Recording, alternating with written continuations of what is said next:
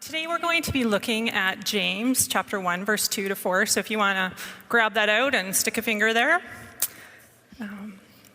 It says, "Consider it pure joy, my brothers and sisters, whenever you face trials of many kinds, because you know that the testing of your faith develops perseverance. Perseverance must finish its work so that you can be mature and complete, not lacking anything." As we begin, I have a confession to make that one of my favorite genres of books, movies, TV series is teen fiction. And you know, it's all those kind of movies that get the intended for an older teen audience or PG-13 kind of ratings. So, of course, a illustration came to mind from one such book, the Maze Runner series. So those of you who may not share this love of this genre, the Maze Runner story is about these teens who are being put through various trials. The first one is a maze.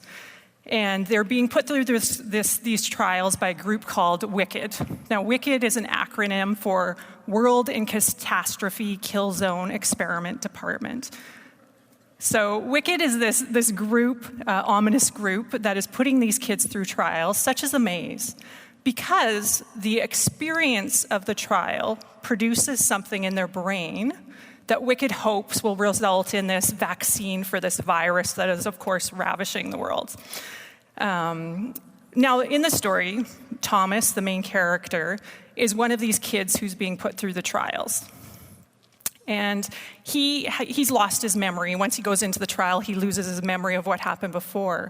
And in fact, he used to work for WICKED before he went into the trial. Knowing that he would lose his memory, he leaves himself this message: WICKED is good, which is kind of this perplexing message throughout the story.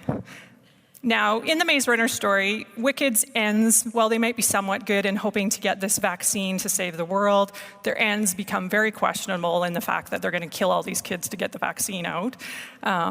So obviously in many ways, the similarity to this passage is not the same. But it's clear in this passage specifically, James is not saying God is putting us through trials, specifically.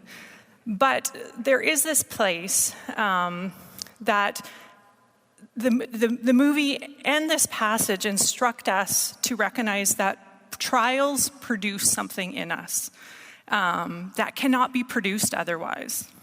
Now, obviously, it's not some fictional vaccine for some devastating virus, but it is rather a stable spirituality that can withstand the storms of life. Something that is for our good. It instructs us to remember that trials are good. Now, one of the most influential books on my view of perseverance and endurance is called A Long Obedience in the Same Direction. Ironically, though, I actually haven't read this book. It was assigned as when I was a freshman back in Bible college as a textbook for spiritual formation. And for whatever reason, I didn't read this book, which is rather ironic because I'm actually a really diligent student. But I'll blame the slaps on a new boyfriend who's been around for the last 25 years. Regardless of my excuse, I've never read it, even though 5 years ago I thought, I'm going to read this book. I ordered it from Amazon. It arrives, and I haven't ordered the book. I've ordered the study guide for the book, which makes no sense without the book. So then as I was preparing today, I'm like, I'm going to go to the library. I'm going to read this book. I'm going to get this book. And I search it, get the call number, look, item missing. Seriously? So I wasn't able to read it then. Now, my excuse recently ran out because actually a good friend gave me a copy of the book, but I haven't gotten there and read it yet.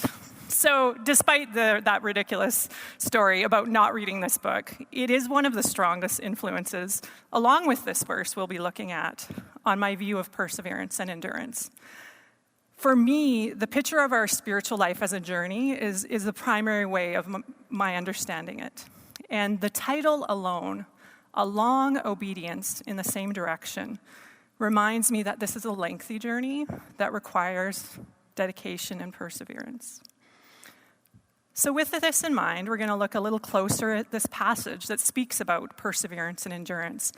but to be honest, has been a great source of irritation to me.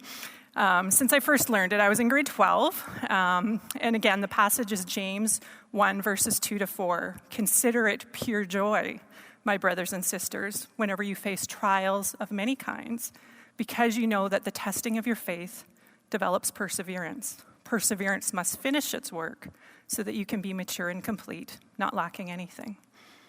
Now, at the point in my life when I first learned these verses, I was a Bible quizzer. If you don't know what that is, come chat with me later. I'll give you a quizzication.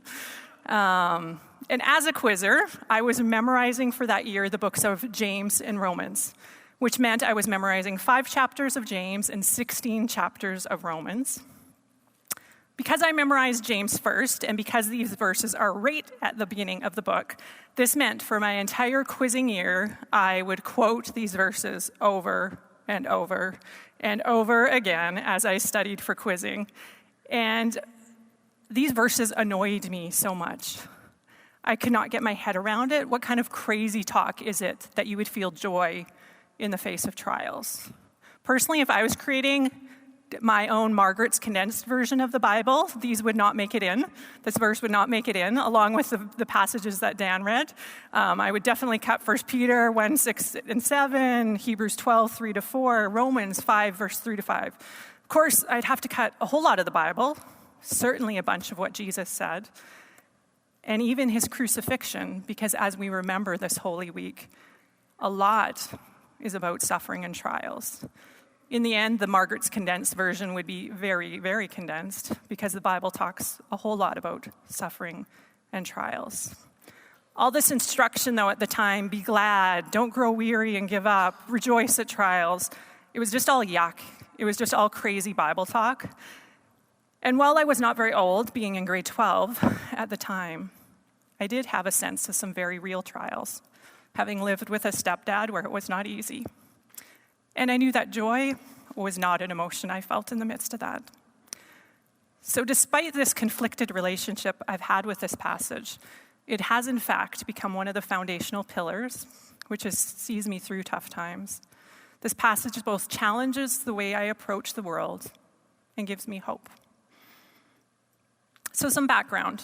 As you may be aware, the book of James is considered wisdom literature and is instructing us on the conduct of life. When the author of James, most commonly believed to be James, the brother of Jesus, talks about trials, he's referring very broadly. James's definition of trials may include specific testing from God, but it refers broadly to all the things we will inevitably face living in a fallen world. Now, the specific group he was originally writing to were experiencing socioeconomic trials. They were being issues of poverty and persecution by the wealthy for being poor. However, his reference to trials is very open-ended and refers to anything that we might experience that takes us to the end or beyond our means to manage on our own. Trials are anything that tempt us to question the sovereignty of God in our life. So it'll vary for each of us what is experienced of a trial, what's experienced. What tempts us to question God's control in our life and makes us tempted to reject this path, to lose faith, to abandon our long obedience in the same direction. These trials, they're going to tempt us to not trust God for what will happen. And we are tempted to take matters into our own hands, to take care of ourselves, instead of trusting God to do it. In suffering, we're tempted to sin, to blame God or become bitter and angry at others. Or we may sin in order to avoid suffering. And this passage calls us to neither sin by avoiding the trial or to accuse God in the midst of suffering, but instead to patiently endure and trust in God's sovereign care. As you might know, some of you might know, my husband and I have been in pastoral ministry for 20 or so years. And the one trial that has routinely had the power to make me question God's sovereignty is church conflict. Consider that pure joy? There's no way. It took me a long time to realize that just like other trials I go through, this was one I was being instructed to view as pure joy. So as we think about trials being anything that tempts us to question the sovereignty of God in our life, or those things that cause us to question God's control in our life, I want you to think for a sec, what are your trials? What are the things that make you doubt God's sovereignty in your life? Is it illness? Questions of why God allowed you to experience something painful? Perhaps it's broken or lost relationships, personal conflict, career or academic challenges or failures, athletic failure, ongoing temptation that just dogs you. Let's just take a moment, and I want for you each to, in your own mind, just kind of answer that question. What are the trials that you have or are currently experiencing?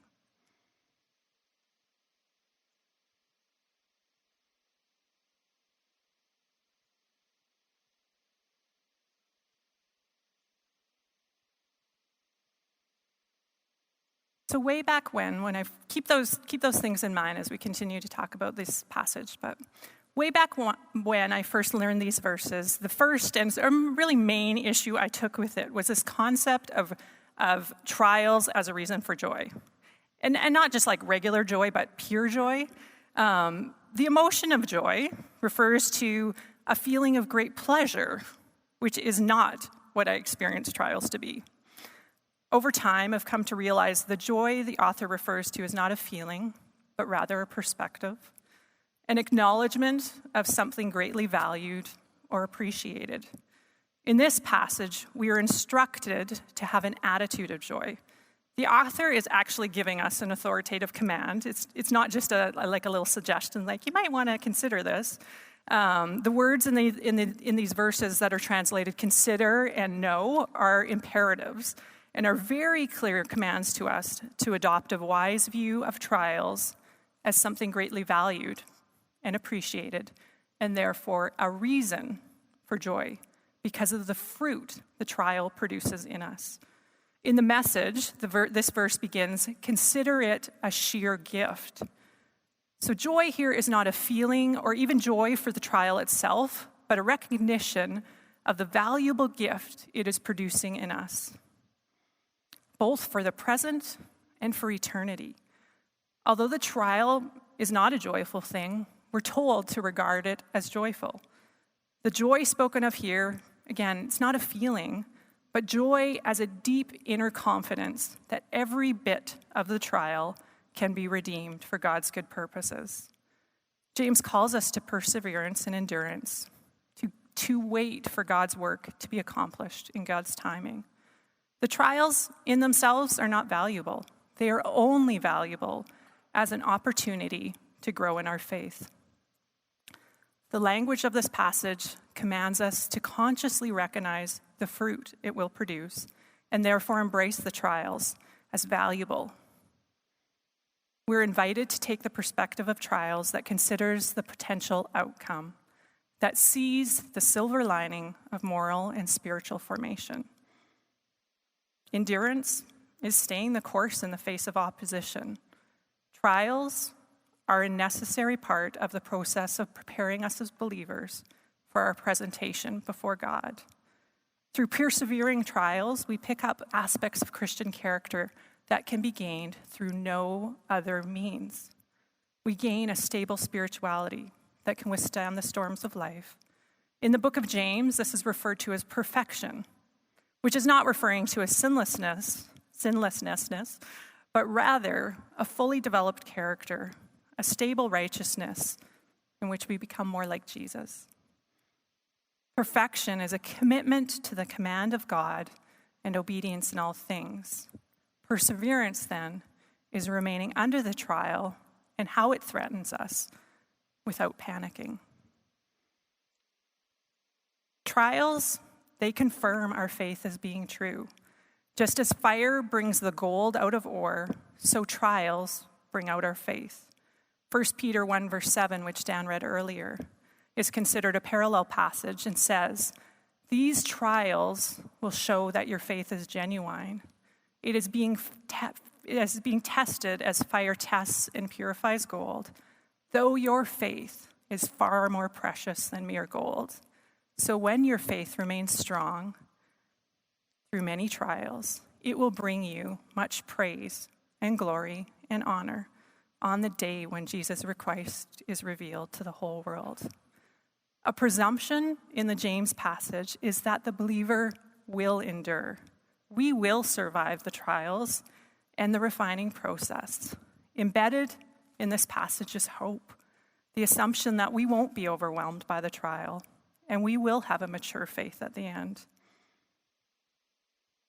James presents a radical suggestion to take an unexpected vantage point. As one commentator summarizes it, a large part of the life of faith is one's attitude towards things in life and one's response to events. We can control the way we think about them and how we react to them. Knowing how to interpret events and actions is a large part of the life of faith. We are called to look at it from the vantage point of the end result that God is producing, and because of this, have joy. We don't have to get bogged down in the immediate struggle and abandon our faith. Now, the James passage does not say there isn't room for sorrow. The joy we are instructed to have is not a fake cover for sadness. We will most likely have pain and sorrow in the midst of the trials. That's actually usually one of the signs we're in a trial. But even in the face of pain, we can choose the perspective of joy. This passage is a very clear instruction to us on how to think about trials. However, most often the reality is in the midst of our trials, we may be overcome by despair or anger or doubt of God. Practically, this is how trials play out in my own life. I come face to face with that trial, and I usually am a mess. I fall apart.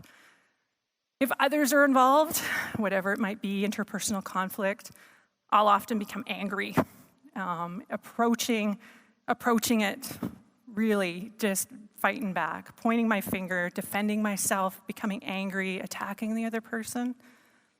I get angry and bitter, and there isn't much room for me to follow the example of Jesus in surrender and forgiveness, because I'm too busy fighting back, taking things into my own hands. If I'm not caught up in that type of thing, then often it's God. I get doubtful and angry. I shake my fist at him. I rage about how he could let something like this happen to me. In those moments, I'm tempted to forget this whole long obedience stuff and walk away completely. Forget about the reason why I started this journey to begin with. At still other times, despair overcomes me, and I curl up into a little ball, and hopelessness has its way with me. And I have no sense of where God is in the midst of my pain. Whether I'm overcome by anger at others, despair, doubt of God, our gracious Savior, who is the ultimate example of endurance in sufferings, comes alongside me through his Spirit, often as I lay crumpled on the floor, on the path, and speaks his word to me.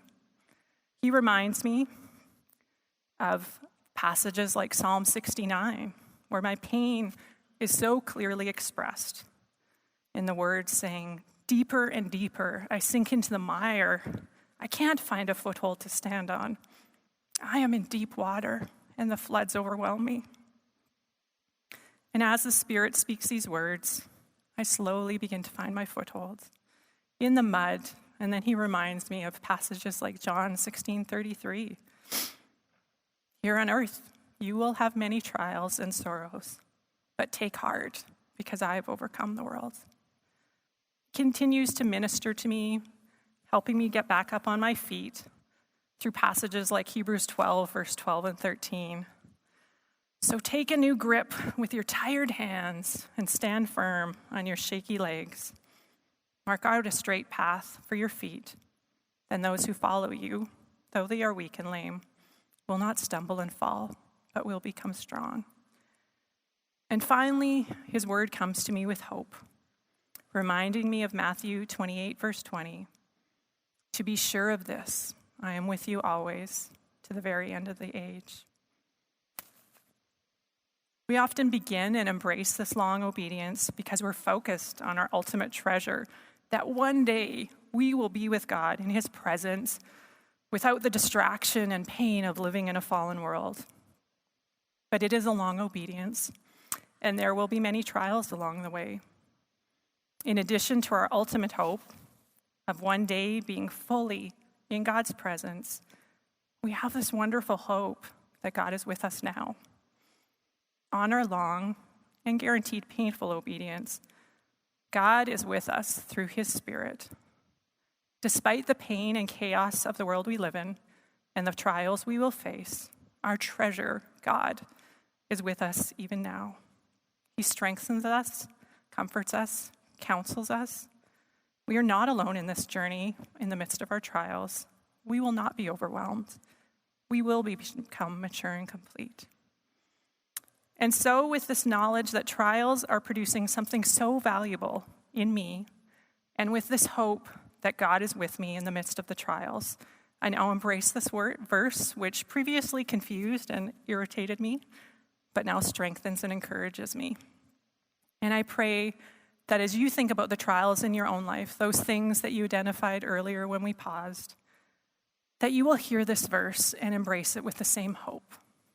My dear brothers and sisters, consider it pure joy whenever you face trials of many kinds, because you know that the testing of your faith produces perseverance. Perseverance must finish its work so that you can be mature and complete, not lacking anything. Amen.